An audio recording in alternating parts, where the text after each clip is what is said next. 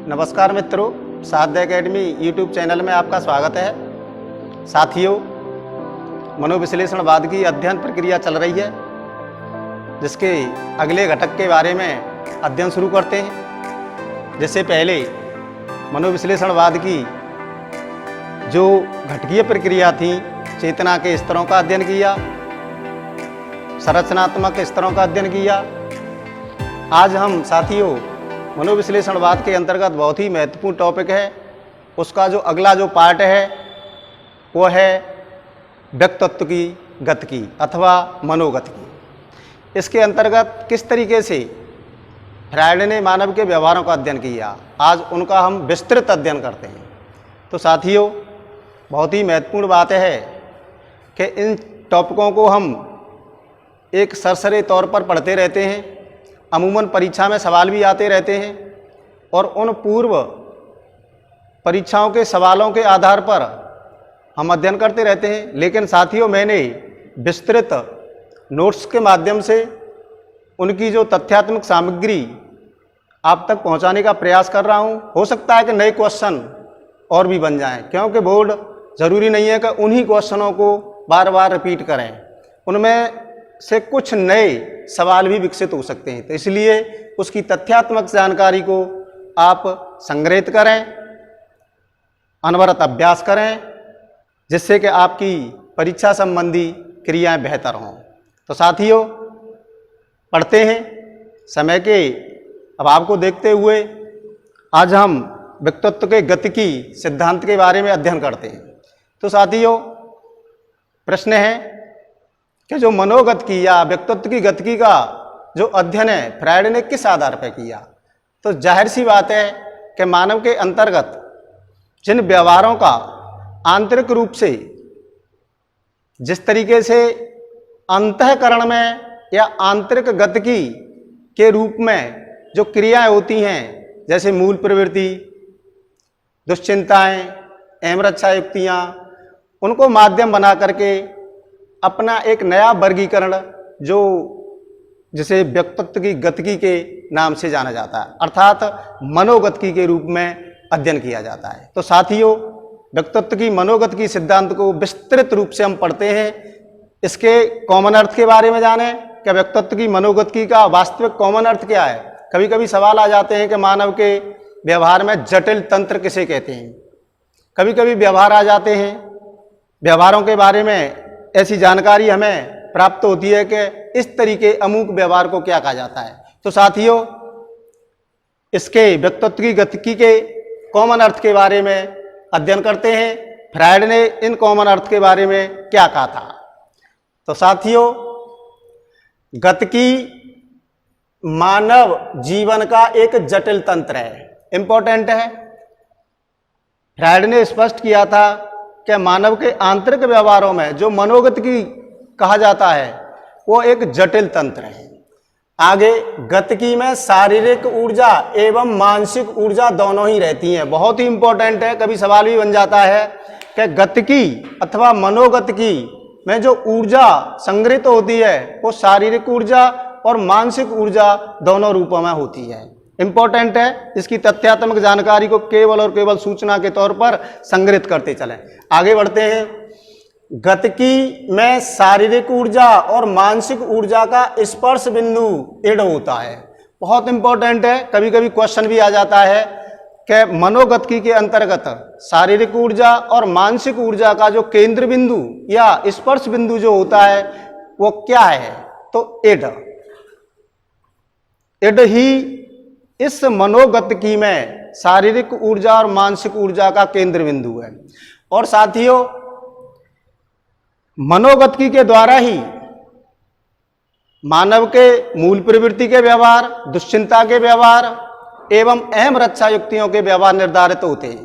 तो अब इनको पढ़ते हैं कि गतिकी के भाग कितने थे, यानी कि फ्रायड ने मनोगतिकी को कितने भागों में बांटा। तो डेफिनेटली ध्यान रखें कि मनोगतिकी को 3 भागों में बांटा। मूल प्रवृत्ति, इंस्टिंक्ट, दुश्चिंता या चिंता, एंजाइटी, अहम रक्षा युक्तियां, ईगो डिफेंसेस। अर्थात मूल प्रवृत्ति, दुश्चिंता और अहम रक्षा युक्तियां इन तीनों को समग्र रूप से मनोगतिकी के नाम से जाना जाता है। तो फ्रायड ने स्पष्ट किया था कि व्यक्तित्व के अंतर्गत जो मनोगतिकी है, जो आंतरिक व्यवहार हैं, मूल प्रवृत्ति, दुश्चिंता और अहम रक्षा युक्तियों द्वारा ही निर्धारित होते हैं। तो साथियों, इन सारे पाठों को हम व्यक्तिगत रूप से पढ़ते हैं कि इनके व्यक्तिगत अपने अपने क्या अर्थ हैं। तो तीनों के, मूल प्रवृत्तियों के, दुश्चिंता के, अहम रक्षा युक्तियों के तथ्यात्मक अर्थ को जाने, जिससे कि हो सकता है कि इनमें से बहुत से परीक्षा में सवाल भी आए हैं और नए सवाल भी बन सकते हैं। कुछ तथ्य ऐसे भी होंगे जो हमारे ज्ञान से ओझल हों, तो उन पर विस्तृत रूप से चर्चा करते हैं, क्योंकि मेरा उद्देश्य है विस्तार रूप से नोट्स तैयार करना, आप तक पहुंचाना और उनकी तथ्यात्मक सार्थकता को एक्सप्लेन करना। तो साथियों, हम मूल प्रवृत्ति के बारे में पढ़ते हैं। मूल प्रवृत्ति, पहले तो मूल प्रवृत्ति का अर्थ समझें कि फ्रायड ने मूल प्रवृत्ति के अर्थ के बारे में क्या कहा। फ्रायड के अनुसार मूल प्रवृत्ति जन्मजात शारीरिक उत्तेजना है, ध्यान रखें, जिसके द्वारा मानव के सभी तरह के व्यवहार निर्धारित होते हैं। ये इंपॉर्टेंट है कि फ्रायड ने मूल प्रवृत्तियों को जन्मजात शारीरिक उत्तेजना के नाम से व्यक्त किया और उसने कहा कि मानव के जितने भी व्यवहार हैं वह सभी मूल प्रवृत्तियों के द्वारा निर्धारित होते हैं। शब्दों की व्याख्या पर विशेष ध्यान दें। मूल प्रवृत्ति जन्मजात शारीरिक उत्तेजना है जिसके द्वारा मानव के सभी तरह के व्यवहार निर्धारित होते हैं। फ्रायड ने यह स्पष्ट किया। और भी जाने मूल प्रवृत्ति क्या है। फ्रायड ने मूल प्रवृत्तियों की उत्पत्ति इड से मानी। ये बहुत ही इंपॉर्टेंट है। कभी कभी सवाल भी आ जाता है कि मूल प्रवृत्तियों की उत्पत्ति किससे हुई है। मूल प्रवृत्तियों की उत्पत्ति इड से हुई है। आगे बढ़ते हैं। मूल प्रवृत्ति दो प्रकार की होती हैं। फ्रायड ने मूल प्रवृत्तियों को दो भागों में बांटा। नंबर एक, जीवन मूल प्रवृत्ति जिसे इरोस कहते हैं। नंबर दो, मृत्यु मूल प्रवृत्ति जिसे थेराटोस कहते हैं। जीवन मूल प्रवृत्ति एरोस, मृत्यु मूल प्रवृत्ति थेनाटोस। अब इन्हें जाने। अगर मैं आपसे यहां प्रश्न कर दूं, बाकी तो आपको पता है, एक बार सवाल भी आया था उत्तर प्रदेश स्टेट में कि इरोस किसे कहते हैं, तो जीवन मूल प्रवृत्ति को। अब जीवन मूल प्रवृत्ति का वास्तविक यथार्थ क्या, अर्थ क्या, तात्पर्य क्या है, तो फ्रायड ने उसको बताया जिसका संबंध सकारात्मक एवं रचनात्मक कार्यों से होता है।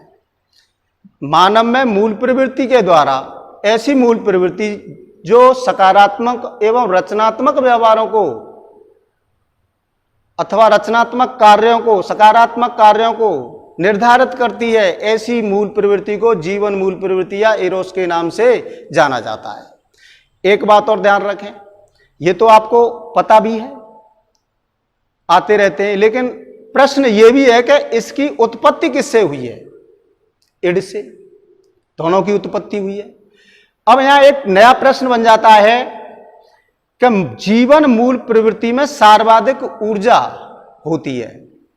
कौन सी ऊर्जा होती है, तो ध्यान रखें, जीवन मूल प्रवृत्ति में जो ऊर्जा होती है वो कामेच्छा की ऊर्जा अधिक होती है, अथवा कामुक ऊर्जा, जो कामेच्छा के प्रजनन से संबंधित ऊर्जा है वह ऊर्जा जीवन मूल प्रवृत्ति में सर्वाधिक होती है। यहां भी एक क्वेश्चन बन सकता है। अब आइए मृत्यु मूल प्रवृत्ति थेनाटोस, जो विध्वंसक और नकारात्मक व्यवहारों को निर्धारित करती है। इंपॉर्टेंट है, सीधा सीधा क्वेश्चन भी बन जाता है कि कौन सी मूल प्रवृत्ति विध्वंसक और नकारात्मक कार्यों को निर्धारित करती है, तो मृत्यु मूल प्रवृत्ति जिसे थेनाटोस के नाम से जाना जाता है। और इसमें ऊर्जा कौन सी होती है, तो ध्यान रखें मित्रों, मृत्यु मूल प्रवृत्ति थेनाटोस में जो ऊर्जा होती है वो आक्रामक ऊर्जा सर्वाधिक होती है। तो यहां पर हमने फ्रायड का मूल प्रवृत्ति का एक वर्गीकरण, एक घटक समझा मनोगतिकी के अंतर्गत।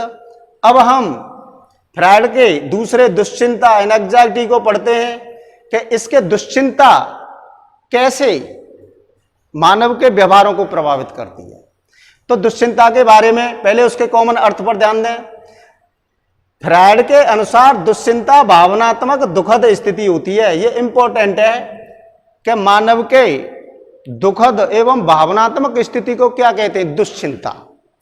दूसरा, दुश्चिंता ईगो को संभावित खतरों से सतर्क करती है। बहुत इंपॉर्टेंट है कि दुश्चिंताएं क्या करती हैं? मानव की जो ईगो है उसको संभावित खतरों से सतर्क करती हैं दुश्चिंताएं, ताकि व्यक्ति वातावरण में अनुकूल व्यवहार कर सके। आगे और भी इसका अर्थ है, मानव के अधिकांश व्यवहार दुश्चिंता के प्रति उपयुक्त समायोजन अथवा पलायन को प्रतिबिंबित करते हैं। तो यहां बहुत इंपॉर्टेंट बात है कि मानव के समायोजन एवं पलायन के व्यवहार किसके द्वारा निर्धारित होते हैं? दुश्चिंता के द्वारा। और मानव के अधिकांश व्यवहार निर्धारित होते हैं मूल प्रवृत्तियों के द्वारा। दोनों में तुलनात्मक अंतर करके देखें। जब मानव के उपयुक्त समायोजन और पलायन के जो व्यवहार हो रहे हैं वो किसके द्वारा होते हैं, किसके द्वारा प्रतिबिंबित होते हैं? वो होते हैं दुश्चिंताओं के द्वारा। कॉमन अर्थ है, दुश्चिंता 3 प्रकार की होती हैं। नंबर 1, वास्तविक दुश्चिंता। यहां इंपॉर्टेंट है, वास्तविक दुश्चिंता जो रियल है। अब प्रश्न हो जाता है कि वास्तविक दुश्चिंता किस पर निर्भर है, किसकी निर्भरता के कारण वास्तविक दुश्चिंता के व्यवहार होते हैं? तो ध्यान रखें, वास्तविक दुश्चिंता ईगो की निर्भरता से क्रियाएं करती है। अर्थात वास्तविक दुश्चिंता की उत्पत्ति ईगो से मानी गई है। बहुत इंपॉर्टेंट है, एक बार 2 बार अभ्यास करने से कि वास्तविक दुश्चिंता की उत्पत्ति या निर्भरता किससे मानी गई है? ईगो से।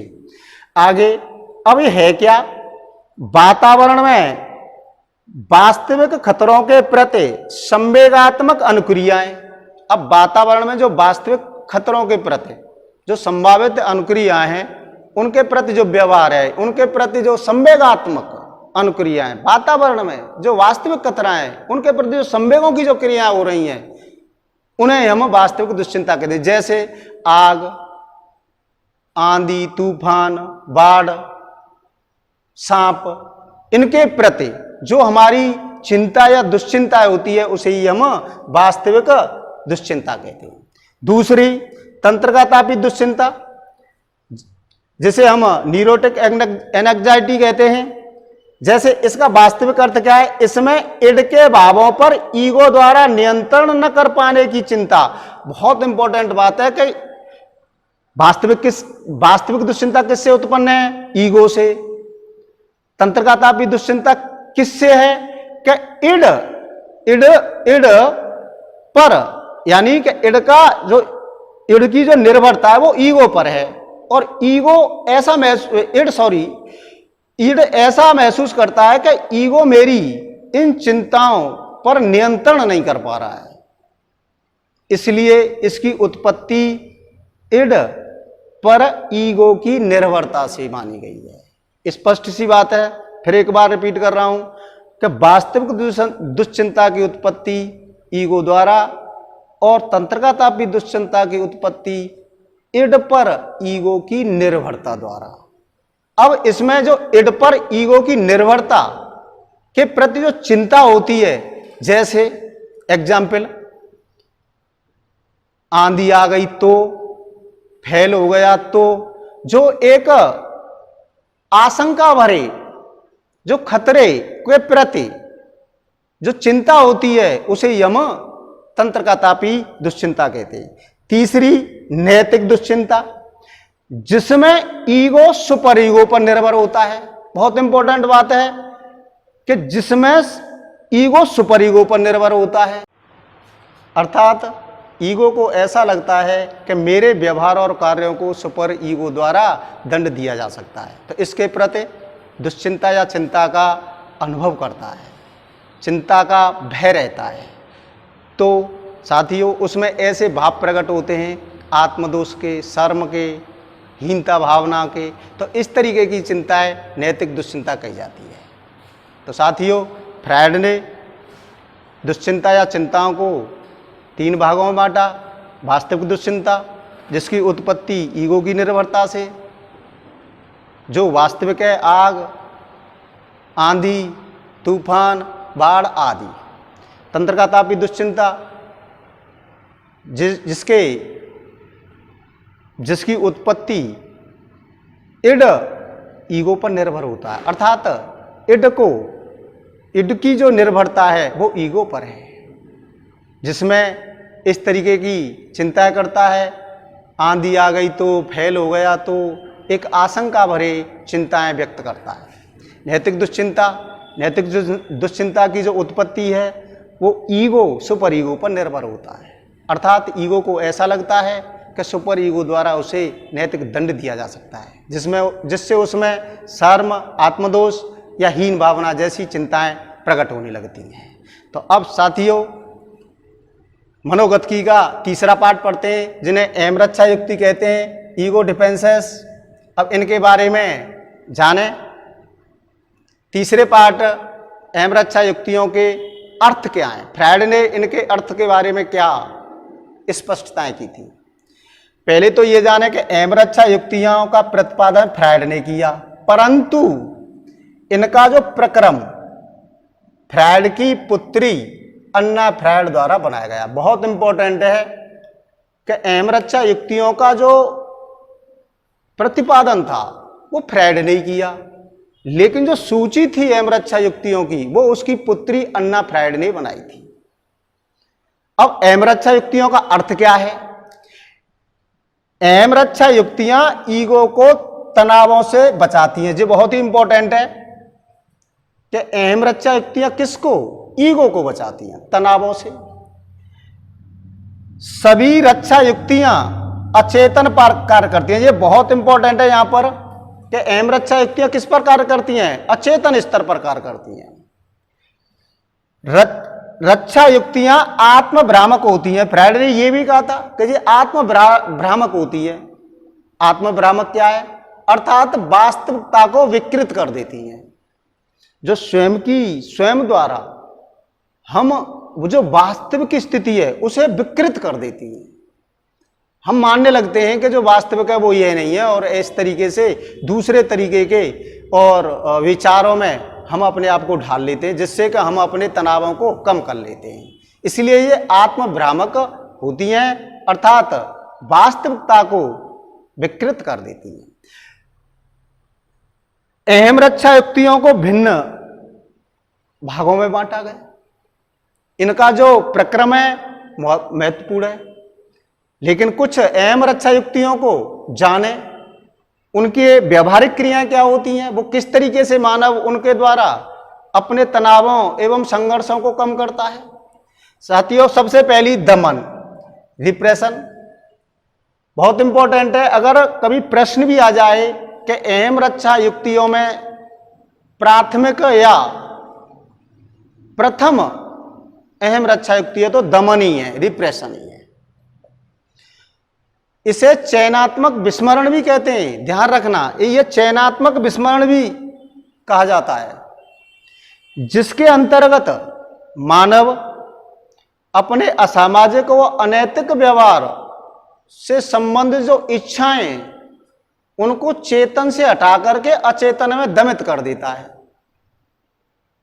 इसलिए ये दमन की जो क्रियाएं एक तरीके से दबी हुई अभिव्यक्ति कही जाती है, अर्थात इसे हम एक दबी हुई अभिव्यक्ति ही भी कहते हैं। जैसे मुझे नहीं पता मैंने ये कार्य क्यों किया, इस तरीके का अगर कुछ वक्तव्य देता है मानव तो वो दमन रक्षा युक्ति से संबंधित होता है।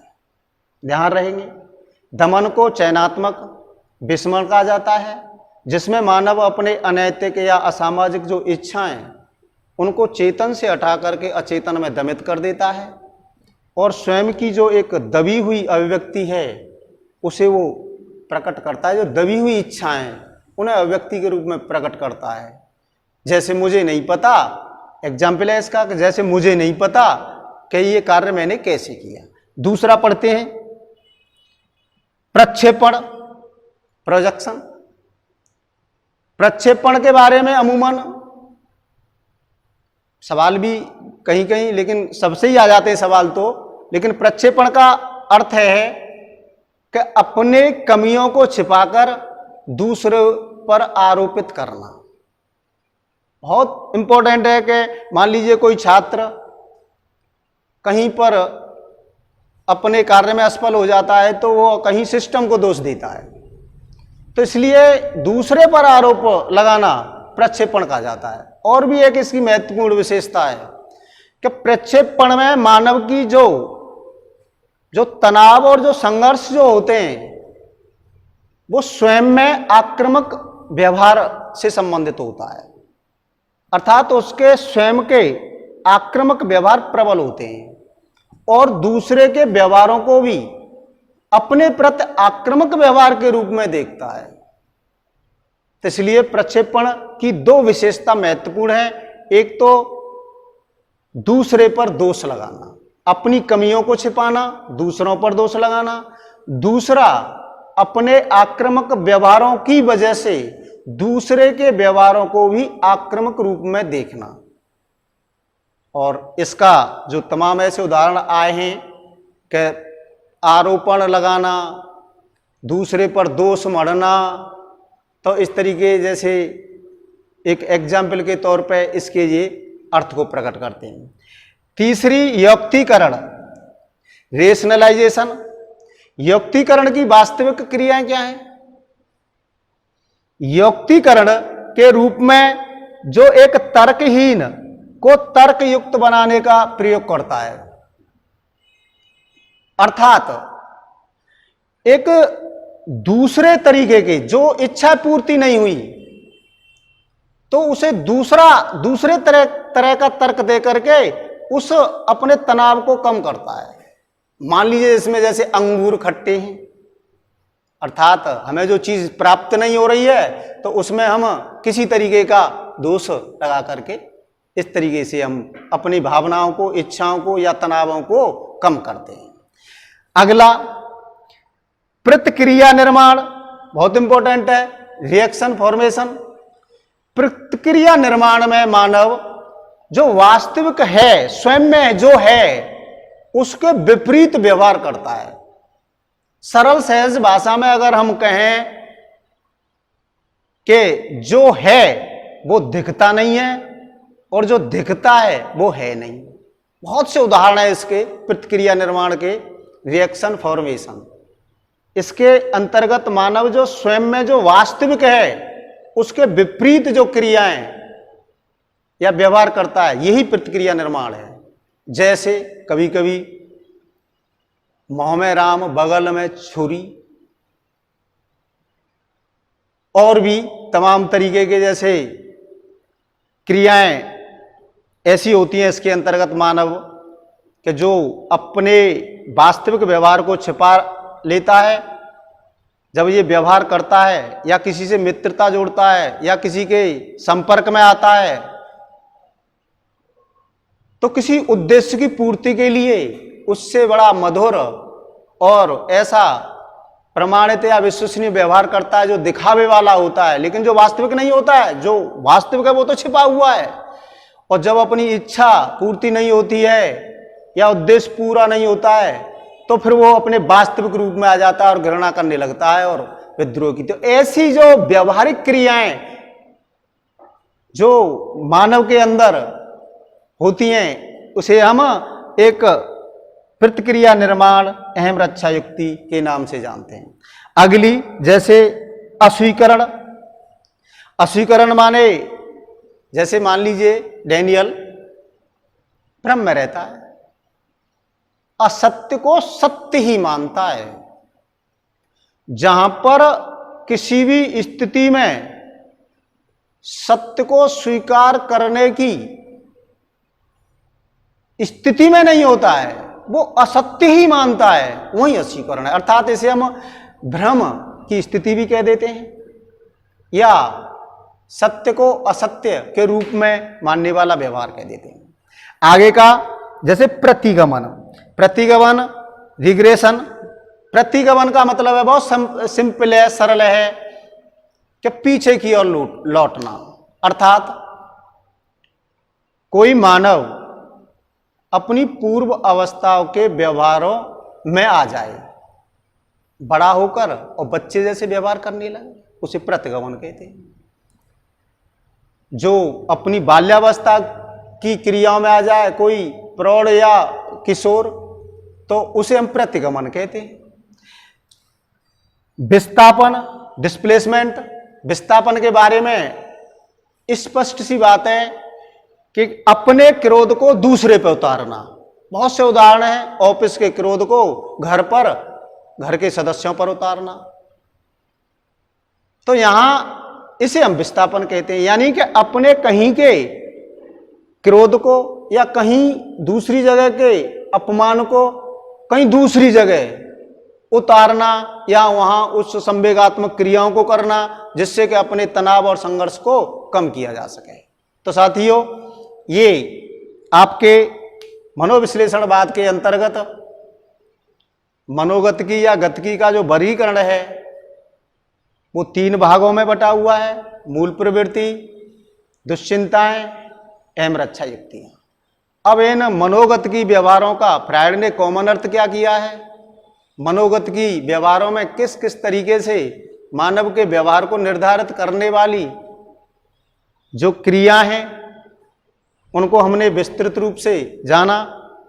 मूल प्रवृत्तियों से किस तरीके का व्यवहार होता है, किस मूल प्रवृत्ति को किस नाम से, उसके व्यवहार कैसे हैं। तो चिंताएं किस तरीके के व्यवहार से संबंधित हैं। एवं रक्षा युक्तियों से मानव अपने संघर्ष और मानसिक तनावों को दूर करता है। तो यहाँ भिन्न भिन्न अर्थ और सार्थकता के आधार पर आप इनका अध्ययन करें और सेलेक्ट नोट्स बनाएं, बार बार रिवीजन करें, जिससे कि आप मनोविश्लेषणवाद को बेहतर तरीके से समझ जाएं। तो मैं आपको यहाँ सुझाव देना चाहता हूँ कि मनोविश्लेषणवाद विस्तृत है, व्यापक है। हम केवल चंद घटकों को लेकर के, चंद टॉपिकों को जो परीक्षा में आ जाते हैं उन्हीं पर हम बार बार क्रिया कर रहने से हम मनोविश्लेषणवाद की क्रियाएं पूरी नहीं हो जाती हैं। मनोविश्लेषणवाद एक विस्तृत थ्योरी है जिसके लिए समय भी देना होगा। अगर आपको समग्र रूप से इसकी तथ्यात्मक परीक्षा उपयोगी सामग्री सेलेक्ट करनी है तो मनोविश्लेषणवाद को स्रोत से पढ़ना पड़ेगा। और यूँ तो मैं भी जानता हूँ कि भिन्न भिन्न तरीके से वो परीक्षाओं में इडीगो, सुपर ईगो, चेतन, अर्धचेतन, अचेतन या कहीं ना कहीं तरीके से चीज़ें आ जाती हैं, तो उन्हीं पर हम बार बार क्रिया करते रहते हैं। तो इससे मनोविश्लेषणवाद पूरा नहीं हो रहा है। तो मैं आपको, मेरा उद्देश्य है कि मनोविश्लेषणवाद को संपूर्ण रूप से, और फिर इसमें किस तरीके से सवाल बनेंगे जो परीक्षा में आए वो तो हैं ही, लेकिन और नए सवालों की तथ्यात्मक रूप से प्रकृति क्या होगी, वो सारी प्रश्नावली भी, जिससे कि आप सेलेक्ट रूप से किसी भी परीक्षा में विश्वास के साथ अपनी क्रियाओं को बेहतर कर सकें। यही मेरा उद्देश्य है। लेकिन आप विश्वास के साथ, प्रेरणा के साथ, रुचि के साथ चीज़ों से जुड़ते रहें। मैं आपको सारी चीज़ें क्रमागत रूप से हर पार्ट के विस्तृत रूप से सामग्री उपलब्ध कराने का प्रयास करता रहूँगा, जिससे कि आप अपनी किसी भी परीक्षा को बेहतर अंजाम दे सकें और आपकी अध्ययन अध्यापन में दिया हुआ समय सार्थक हो। नमस्कार।